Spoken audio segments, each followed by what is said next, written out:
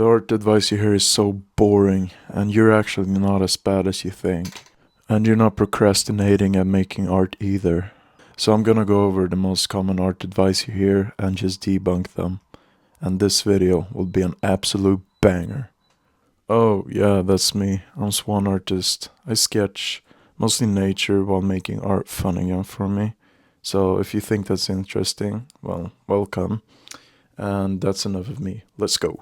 The first piece of advice I hear so often from artists is just draw every day, bro. And sure, it might sound noble because it promotes the grindy culture, but when that's connected to art, it will just inevitably burn you out. Don't get me wrong though, grinding is good, but not in this space. Art is all about backing off, getting ideas, and, well, yeah, letting the natural flow of things take its way. So if you force this shit, it's not gonna turn out good for you, alright? And take me for example. I only draw when I make these videos. I barely draw in my free time. And that's enough. You don't need to draw every day. Only draw when you feel like it. Because art is all about the mental plane. Alright, so the second most common advice I hear pretty often is practice fundamentals first before creating a style. So you're telling me I'm not allowed to have fun until I earn it? I think one better piece of advice you need to hear is that style comes from experimenting. And for me personally, when I was a kid, I didn't fucking know the fundamentals or anything. The style just came to me naturally, and it will for you too as well. So don't feel any pressure about it, okay? So what I want you to take with you today is just experiment around, man. Play around, draw things that you like drawing. That's what I did. Excuse me. That's what I did. I like to draw nature, and that's just, oh my god. And that's just how I naturally found my own style. So yeah, no pressure, man. Oh, by the way, if you want a place with low pressure art tutorials where you also don't burn out, there's a link for that in the bio if you're interested. Alright, let's move to point number 3. The third advice I hear is study anatomy, perspective, and values before cool shit. That advice just reinforces the toxic idea that art equals grind before you can create, which don't requires an expert to realize how dumb that sounds. But for the love of God, don't overlook the importance of fundamentals. So how I do it, just draw what excites you.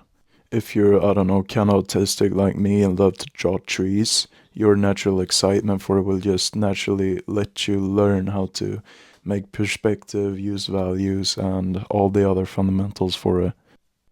Number 4, use guidelines all the time.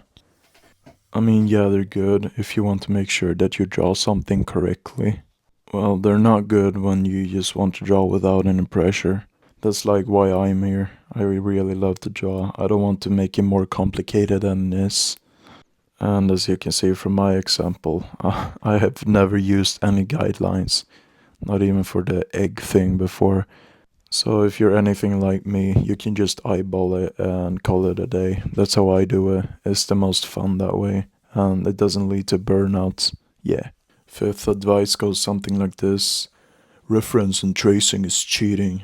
Yeah, you've heard it, we've all heard it, and that is pretty silly. For you see, art can't be created of what never was. What I was trying to say with that is that all art is based off of something else. Nothing is truly original. It's a philosophy that goes kind of like this. If you use one reference, you're copying. If you use 100 references, it's original. But that's just bullshit, and we all know that. So yeah, don't feel any shame in reference and tracing. You're allowed to. That's fine. And the sixth, fuck, I can't say that. Anyways, the next advice is that you need expensive stuff to make good art. And to prove that wrong, I got this chewed up ugly pencil. It doesn't look that expensive to you, right? But truthfully, extra expensive stuff leads to extra fear and more carefulness.